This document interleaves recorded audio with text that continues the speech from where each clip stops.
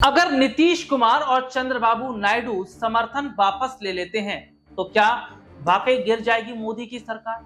और क्या नीतीश कुमार और नायडू के मन में कुछ बड़ा चल रहा है? आज हम अपने इस प्रोग्राम में बताएंगे कि कैसे नीतीश और नायडू ने भले ही वक्फ बिल का समर्थन कर दिया हो, लेकिन वक्फ बिल का समर्थन करना अब उन्हें पूरे तरीके से भारी पड़ता नजर आ रहा है। हालात ऐसे हो जाएंगे, नीतीश नायडू ने ये बिल्कुल नहीं सोचा था। तो क्या नीतीश और नायडू अब एनडीए से अलग होने का मन बना रहे हैं? और क्या मुसलमानों की ताकत के आगे, मुस्लिम वोटर्स की ताकत के आगे नीतीश और नायडू जो है अब वो झुकते दिखाई दे रहे हैं? दरअसल पूरे देश भर में वक्फ बिल को लेकर विरोध प्रदर्शन जारी है और वक्फ बिल को लेकर जो विरोध हो रहा है उसमें सीधे तौर पर देखा जा रहा है कि जो सबसे ज्यादा नुकसान है, इसको सुनिएगा, जो सबसे ज्यादा नुकसान है वो एनडीए के सहयोगी दलों को हो रहा है। क्यों? क्योंकि बीजेपी को मुसलमान वोट बैंक इतना नहीं पड़ता और ये बात बीजेपी जानती है। जो मुस्लिम वोटर्स है वो बीजेपी को 1% ही वोट करता होगा, बाकी उन्हें वोट नहीं करता। तो यहाँ पर नुकसान किसको हो रहा है? एनडीए के सहयोगी दलों को, जैसे चंद्रबाबू नायडू को, नीतीश कुमार को, जयंत चौधरी को, चिराग पासवान को, अनुप्रिया पटेल को। तो ऐसे में देखा जा रहा है कि जो मुसलमान वोट बैंक है वो सबसे ज्यादा नीतीश और नायडू को मिलता रहा है। और नीतीश नायडू सत्ता में जो बने हुए हैं इसकी सबसे बड़ी वजह मुस्लिम वोट बैंक का ही है। लेकिन इन्हीं मुसलमानों के साथ में, इन्हीं मुस्लिम वोटर्स के साथ में इन्होंने गद्दारी की। गद्दारी ऐसे कि एक तरफ जहां नायडू ये कह रहे थे कि हम मुसलमानों के साथ खड़े हैं, दूसरी तरफ आपने बिल का समर्थन कर दिया। यही नीतीश के साथ भी देखने को मिला।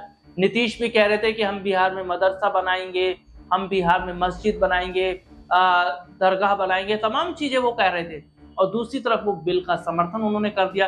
तो क्या मुसलमानों को गुमराह करने का काम किया नीतीश कुमार ने, चंद्रबाबू नायडू ने? और क्या ये माना जाए कि मुसलमान अब ये बात समझ गए हैं कि नीतीश नायडू भी एक ही थाली के चट्टे बट्टे हैं?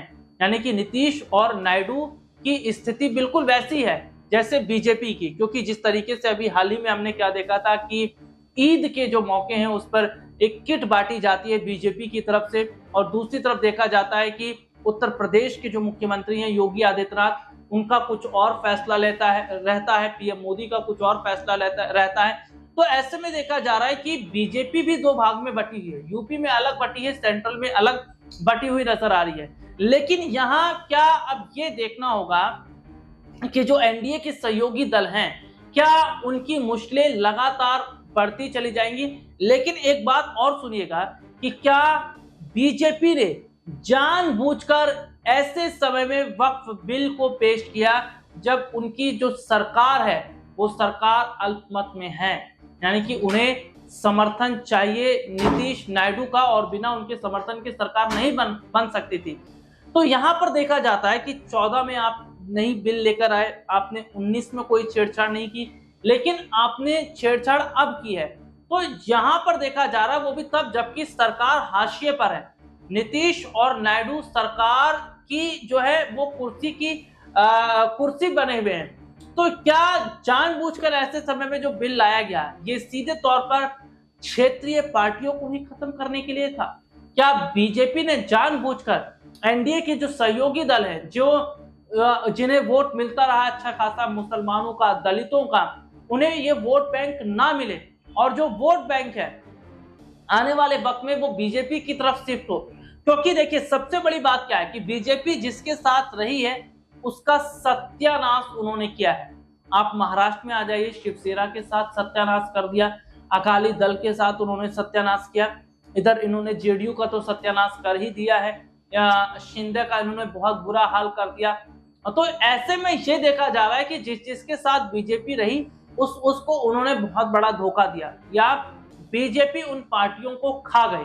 तो क्या बीजेपी का नैरेटिव भी कुछ अलग है, जहां उन्होंने ऐसे समय में वक्फ बिल को पेश किया, पास करवाया है, जहां जब चुनाव होने वाले हैं, और दूसरी तरफ देखा जा रहा है कि एनडीए के जो सहयोगी दल हैं जो वो ये दिखाते हैं कि भैया हमारे पास इतना वोट बैंक है, हमारे इतना समुदाय से वोट बैंक है, इतना वोट बैंक है। क्या उन क्षेत्रीय पार्टियों को खत्म करने की भी बीजेपी की कोशिश है? और यहाँ पर ध्यान दीजिएगा कि वन नेशन वन इलेक्शन ये बीजेपी का नैरेटिव है, और बीजेपी ये चाहती है, मोदी सरकार ये चाहती है कि एक देश में एक चुनाव हो।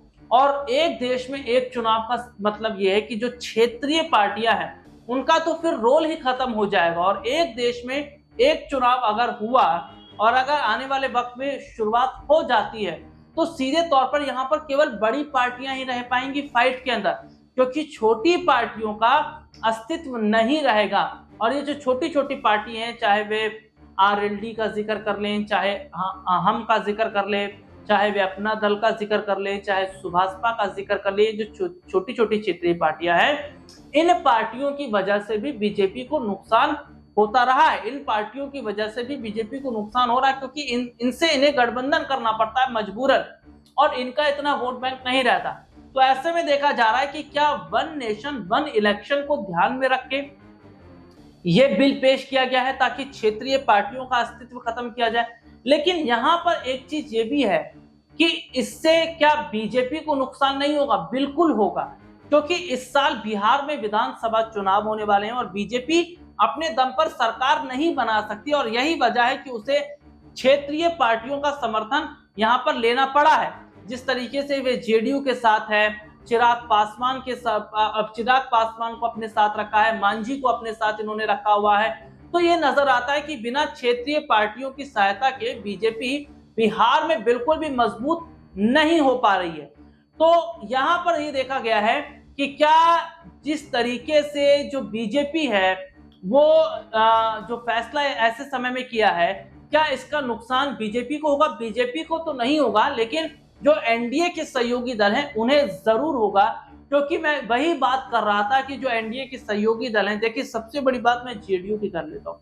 बिहार में जेडीयू एक नंबर 1 पार्टी पहले थी, लेकिन वो पार्टी अब कहां फिसल रही है या कहां फिसल चुकी है, ये बहुत बड़ी बात है।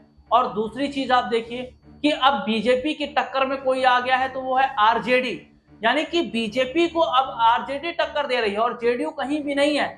यहां तक कि तो नीतीश का अपना हाल नहीं पता कि नीतीश कहां है कहां नहीं है।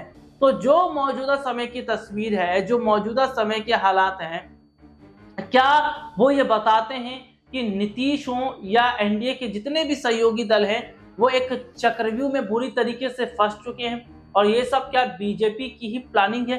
क्योंकि यहाँ पर जहां चुनाव में बीजेपी तो बड़ा फायदा कमा सकती है सीटों के लिहाज से, क्योंकि बीजेपी का जो नारा है वो हिंदुत्व का नारा है, सनातन का नारा है। तो दूसरी तरफ देखा जा रहा है कि एनडीए के जो सहयोगी दल हैं वे इस तरीके की बातों से बचते हैं, क्योंकि उन्हें अन्य तबके का वोट बैंक चाहिए होता है। लेकिन यहाँ पर एनडीए के साथ रहना उन्हें भारी पड़ता नजर आ रहा है, क्योंकि मुसलमान वोटर जिस तरीके से उनसे दूरी बना रहे हैं, दलित उनसे नाराज है, क्योंकि अभी उत्तर प्रदेश में एक बड़ी घटना घटी। समाजवादी पार्टी के राज्यसभा सांसद रामजी लाल के घर जो हमला हुआ वो एक दलित है, और दलित के घर हमला होना यानी कि सीधे तौर पर यह कहा जा रहा है कि बीजेपी दलितों का सम्मान नहीं करती, क्योंकि सभा में ही अमित शाह ने बाबा साहब भीमराव अंबेडकर को लेकर जो बातें कही और जिस तरीके से बाबा साहब भीमराव अंबेडकर का उन्होंने मजाक बनाया, उसके बाद बीजेपी फंस गई थी और उत्तर प्रदेश में फिर फंस गई है।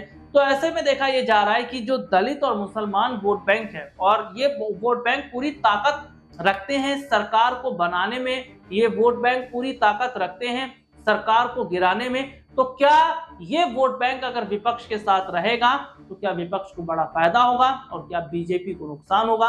और क्या अगर वोट बैंक बचाना है, अपनी पार्टियों का अस्तित्व बचाना है, तो एनडीए के सहयोगी दल एनडीए का साथ छोड़ देंगे? इससे झटका पीएम मोदी को, बीजेपी को लग सकता है।